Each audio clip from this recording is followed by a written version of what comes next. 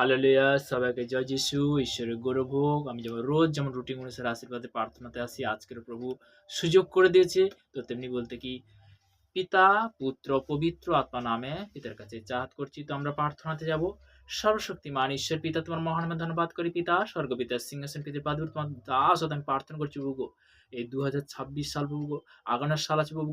প্রত্যেকটা আগামী প্রত্যেকটা ব্রাদার সিস্টার তাদের জন্য প্রার্থনা করছি পিতা, তারা যে সেবা করছে প্রভু। পিতাকে সর্বদা পিতাকে তাকে তুমি দীর্ঘাত্মা আশীর্বাদে পরিণত করো প্রভু। প্রভুকে তোমার দাস হতে আমি প্রার্থনা করছি পিতাকে।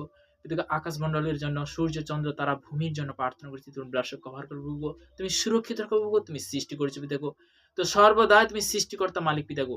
পিতাগো তোমার বাক্য বলেছে পিতাগো, আদিতে বাক্য ছিল, বাক্যে পিতা পরমেশ্বর সমস্ত কিছু সৃষ্টি করেছিল পিতাগো। সেই সৃষ্টি অনুসারে তোমার চাহাত করছি পিতাগো। মথি তার সাধ্যে সাত্য বলেছে, যাচ্ছ করে তুমি অনশন করে পেয়ে তার আঘাত করে তোমার খুলে দেবে পিতাগো। সর্বদাই যে সকল সন্তানদের ভারতবর্ষ, আমাদের ভারতবর্ষের বিভিন্ন প্রান্তে যারা যে যে অবস্থায় প্রভুগো এই মুহূর্তে যারা শুনছে পিতাগো, পিতাগো তাদের জন্য প্রার্থনা করছি, ব্লাসক কভার করে তাদেরকে তুমি সুরক্ষিত রাখো পিতাগো। পিতাগো সর্বদাই যারা আশীর্বাদের বাক্য, আশীর্বাদের বার্তা যাদের মধ্যে যাচ্ছে প্রভুগো, তাদেরকে সর্বদা পিতাগো নতুন নতুন পিতাগো নো এন্টেনের মধ্যে তুমি ভরপুর কর প্রভুগো। তাদেরকে নতুন নতুন পিতাগো আশীর্বাদে পরিণত পিতাগো। সর্বদা পিতাগো এই প্রার্থনা নাসরিতে প্রভু যীশু খ্রিস্টের নাম থেকে চালাম। Amen amen. পিতা ধন্যবাদ। তো তেমনি বলতে আজকের আমি সেই বাক্যতে যাব। যিশায়া আমরা 5 অধ্যায় তার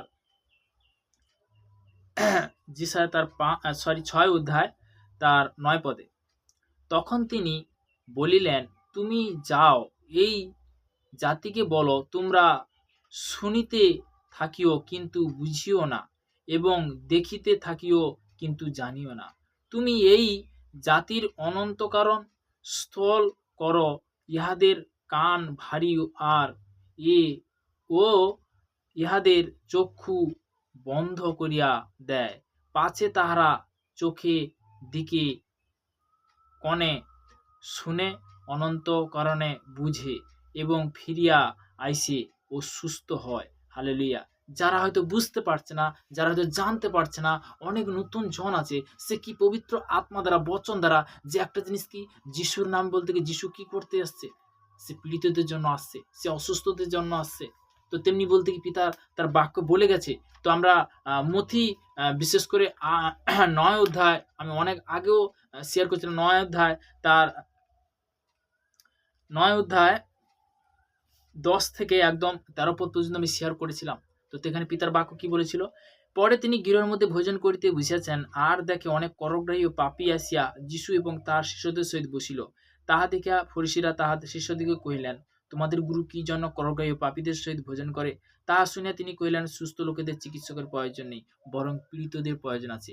এই বচনের মর্ম কি? আমি দয়া চাই, বলিদান নয়, কেননা আমি ধার্মিক দিগকে নয়, কিন্তু পাপী দিগকে ডাকিতে আসিছি। এখানে পিতার বাক্য বলছে, সে কিন্তু ভালো মানুষের জন্য আসেনি, সে পাপীদের জন্য আসে, সে পরিত্রাণ করার জন্য আসে, সে উদ্ধার করার জন্য আসে।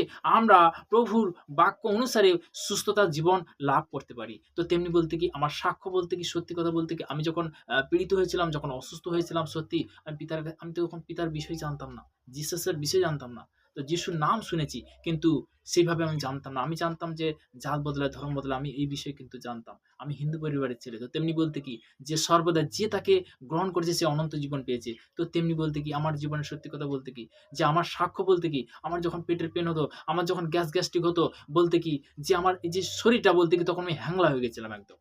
তো তেমনি বলতে কি পরমেশ্বর পিতা ধন্যবাদ হোক, যে পিতার কাছে আমি চেয়েছিলাম যে আমি তো শুনেছি এই যিশুর নামে যে তাকে ডাকে, যে তাকে বলতে কি পিতার বাক্য বলেছে, যাচ্ছা করে দেবে, অনশন করবে, দ্বারা আঘাত করে তোমার খুলে দেবে। আমি তো এই বিষয়ে প্রার্থনাও তখন আমি জানতাম না, অল্প অল্প আসতো। তখন বলতে কি আমি এইটাই প্রার্থনা করতাম যে পিতা, আমি শুনেছি যিশুর নামে পরিত্রাণ আছে, যিশুর নামে উদ্ধার আছে। তো তুমি সত্যিকারে তুমি যদি আমাকে সুস্থ করে দাও, আমি কথা দিচ্ছি পিতা গো, আমি যেখানে যাব, যেখানেই থাকবো, তোমাকে আমি সম্মান করব।